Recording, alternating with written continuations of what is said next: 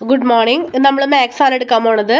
മാത്സിൽ next chapter 19ാമത്തെ ചാപ്റ്ററാണ് coordinate geometry. ഇതിനിടയിൽ ഒരു ചാപ്റ്ററും കൂടി ഉണ്ട്, കൺസ്ട്രക്ഷൻ എന്ന് പറഞ്ഞൊരു ചാപ്റ്റർ ഉണ്ട്, 18ാം ചാപ്റ്റർ. അത് നമുക്ക് ലാസ്റ്റ് എടുക്കാം. ഇപ്പോൾ 19ാമത്തെ ചാപ്റ്ററാണ് എടുക്കുന്നത്, കോർഡിനേറ്റ് ജോമെട്രി. കോർഡിനേറ്റ് ജോമെട്രി എന്ന് പറയുമ്പോൾ നമുക്ക് എന്താണ് ഗ്രാഫ് അറിയാം അല്ലേ? ഗ്രാഫിന് ഒരു എക്സ് ആക്സിസ് ഉണ്ട്, വൈ ആക്സിസ് ഉണ്ട്. ഗ്രാഫിൽ ഏതൊരു പോയിന്റ് നമ്മൾ സെലക്ട് ചെയ്ത് കഴിഞ്ഞാലും അതിന് എന്തുണ്ടാവും? ഒരു എക്സ് കോർഡിനേറ്റ് ഉണ്ടാവും, ഒരു വൈ കോർഡിനേറ്റ് ഉണ്ടാവും. അപ്പോൾ അതേപോലെ തന്നെ ഒരു ലൈൻ എങ്ങനെ ഫോം ചെയ്യുക? രണ്ട് പോയിന്റ്സുകളെ കണക്ട് ചെയ്തിട്ടാണ് ഒരു ലൈൻ ഫോം ചെയ്യുക. അതായത് ഒരു ലൈൻ ഫോം ചെയ്യണമെങ്കിൽ എന്ത് വേണം? രണ്ട് പോയിന്റ്സ്, മിനിമം 2 പോയിന്റ്സ് എങ്കിലും വേണം. അപ്പോൾ ഓരോ പോയിന്റ്സിനും ഓരോ എക്സ് കോർഡിനേറ്റും വൈ കോർഡിനേറ്റും ഉണ്ടായിരിക്കും. അപ്പോൾ നമുക്ക് ഇതാണ് നമ്മുടെ ബേസിക് കൺസെപ്റ്റ്.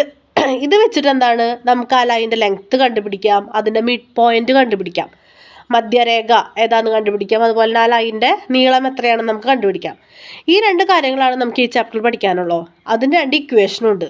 അതെന്നെ ഇങ്ങനെ സബ്സ്റ്റിറ്റ്യൂട്ട് ചെയ്യുന്ന രീതിയിൽ ചോദിക്കുള്ളൂ. വളരെ സിമ്പിളാണ്, 1 മാർക്ക് പോലും ഇതിൽ നിന്ന് കളയണ്ട. ഇപ്പോൾ 2 പോയിന്റ്സ് എ ബി എന്ന് പറയുന്ന 2 പോയിന്റ്സ്, അത് ജോയിൻ ചെയ്തൊരു ലൈൻ വരയ്ക്കുകയാണ്. എ എന്ന് പറയുന്ന ആ പോയിന്റിൻ്റെ കോർഡിനേറ്റ് ആണ് x1 y1. ബി എന്ന് പറയുന്ന ആ പോയിന്റ് കോർഡിനേറ്റ് ആണ് x2 y2.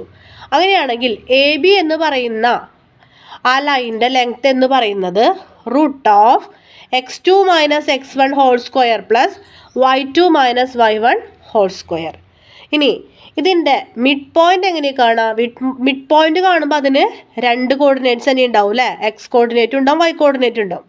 അപ്പോൾ ആ എക്സ് കോർഡിനേറ്റ് എന്ന് പറയുന്നത് ഈ 2 പോയിന്റ്സ് ഉണ്ടല്ലോ, എ ബി എന്ന് പറഞ്ഞ പോയിന്റ്സ് ഇല്ലേ, ആ 2 പോയിന്റ്സിൻ്റെയും എക്സ് കോർഡിനേറ്റുകൾ, അതായത് x1 + x2 ഡിവൈഡഡ് ബൈ 2. ഈ മിഡ് പോയിന്റ് വൈ കോർഡിനേറ്റ് എന്ന് പറയുന്നത് y1 + y2 ബൈ 2. അപ്പോൾ നമുക്ക് എക്സും വൈയും മിഡ് പോയിന്റ് കോർഡിനേറ്റ് കിട്ടും.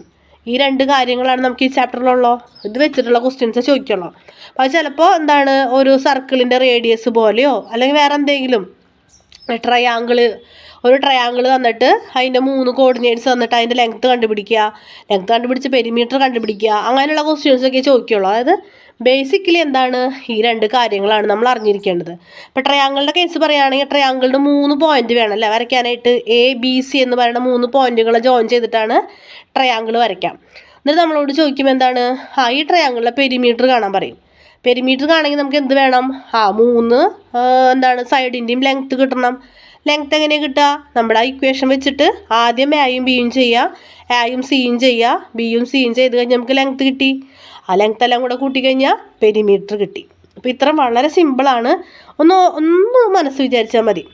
1 മാർക്ക് പോലും ഇന്ന് കളയരുത്. വളരെ സിമ്പിളായിട്ടുള്ളൊരു ചാപ്റ്ററാണ്. ആകെ 2 ഇക്വേഷൻ, അത്രയേ ഉള്ളൂ. അപ്പോൾ ഇങ്ങനത്തെ ക്വസ്റ്റ്യൻസൊക്കെയാണ് നമുക്ക് എക്സാമിനും ചോദിക്കാവുന്നത്.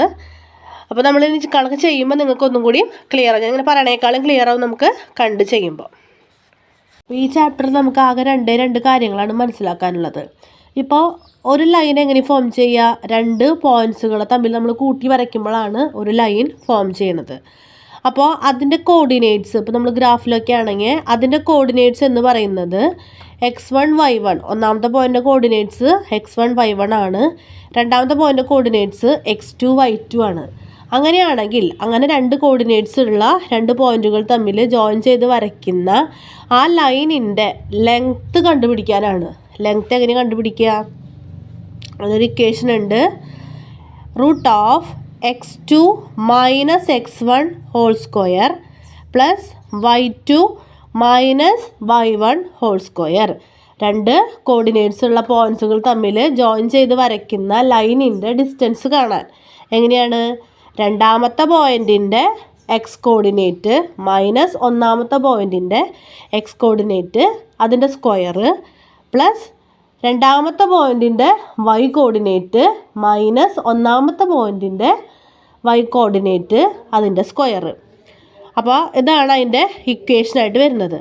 ഇനി കാണാനുള്ളത് ഇങ്ങനെ ഒരു ലൈനിൻ്റെ മിഡ് പോയിൻ്റ് എത്രയാണെന്നുള്ളതാണ്. മിഡ് പോയിൻ്റ് കാണാനായിട്ട് എക്സ് എന്ന് പറയുമ്പോൾ എക്സിൻ്റെ 2 കോർഡിനേറ്റുകൾ കൂട്ടുക ബൈ 2, വൈ എന്ന് പറയുമ്പോൾ വൈൻ്റെ 2 കോർഡിനേറ്റുകൾ കൂട്ടുക by 2. X is equal to x1 + x2 by 2, y is equal to y1 + y2 by 2. ഇങ്ങനെ 2 ഇക്വേഷൻ മാത്രമാണ് നമുക്ക് ഈ ചാപ്റ്ററിൽ ഉള്ളത്. മോഡൽ കണക്ക് നോക്കാം കേട്ടോ. ഒരു സർക്കിൾ തന്നിട്ടുണ്ട്. ആ സർക്കിളിൻ്റെ സെൻറ്റർ എ ആണ്. എയിൽ നിന്ന് ഒരു ബി എന്ന് പറയുന്ന പോയിന്റിലേക്ക് ഒരു ലൈൻ വരച്ചിട്ടുണ്ട്. അതായത് എ ബി എന്ന് പറയുന്നത് എന്താണ്? ഈ സർക്കിളിൻ്റെ റേഡിയസ് ആണ്. നമ്മളോട് ചോദിച്ചിട്ടുള്ളത് എന്താണ്? ഈ സർക്കിളിൻ്റെ ഡയമീറ്റർ, ഇത്രയും കൂടി വരച്ചുള്ള ഡയമീറ്റർ കണ്ടുപിടിക്കാനാണ്. ഡയമീറ്റർ എങ്ങനെ കാണാം? റേഡിയസിൻ്റെ ഇരട്ടിയാണ്. റേഡിയസ് നമുക്ക് എങ്ങനെ കാണാം? റേഡിയസിൻ്റെ ഓരോ പോയിന്റിനും കോർഡിനേറ്റ്സ് വന്നിട്ടുണ്ട്. അപ്പോൾ എ ബിയുടെ ഡിസ്റ്റൻസ് കാണാനുള്ള ഇക്വേഷൻ ഇട്ട് കൊടുക്കുക. x2 minus √(x2 minus x1 whole square plus y2 minus y1 whole square ചെയ്യുമ്പോൾ നമുക്ക് 10 സെൻറ്റിമീറ്റർ ആണ് റേഡിയസ് കിട്ടും. അപ്പോൾ ഡയമീറ്റർ എത്രയാണ്? 10×2 20 സെൻറ്റിമീറ്റർ. ഇനി വേറെ പി ക്യു എന്ന് പറയുന്ന ഒരു ലൈൻ തന്നിരിക്കുകയാണ്. അതിൻ്റെ മിഡ് പോയിൻ്റ് ആണ് 6. ആ മിഡ് പോയിൻറ്റിൻ്റെ കോർഡിനേറ്റ്സ് കണ്ടുപിടിക്കാൻ എങ്ങനെയാണ്? മിഡ് പോയിൻറ്റിൻ്റെ എക്സ് കോർഡിനേറ്റ് എങ്ങനെ കാണുക? രണ്ടിൻ്റെയും പി ക്യു എന്ന് പറയുന്ന 2 പോയിൻറ്റുകളുടെ എക്സ് കോർഡിനേറ്റ് കൂട്ടുക /2. വൈ കോർഡിനേറ്റ് ആറിൻ്റെ വൈ കോർഡിനേറ്റ് കാണാനായിട്ട് എന്താണ്? പി ക്യു എന്ന് പറയുന്ന 2 പോയിൻറ്റ്സിൻ്റെ വൈ കോർഡിനേറ്റ് തമ്മിൽ കൂട്ടുക /2. അപ്പോൾ 6 എന്ന് പറയുന്നത് എത്ര കിട്ടുക? 4, 8 എന്ന് പറയുന്ന ഒരു കോർഡിനേറ്റ് നമുക്ക് കിട്ടും. അപ്പോൾ ഇത്രയാണ് നമുക്ക് ഈ ചാപ്റ്ററിൽ മെയിനായിട്ട് ഇങ്ങനത്തെ ഒരു കാര്യം പഠിക്കാനുള്ളത്. ഈ 2 ഇക്വേഷനും ഇത് വെച്ചിട്ടുള്ള ഇതുപോലുള്ള സിമ്പിൾ കണക്കുകളാണ് വരിക. വളരെ സിമ്പിളായിട്ടൊരു ചാപ്റ്ററാണ്. നന്നായിട്ട് പഠിക്കാം.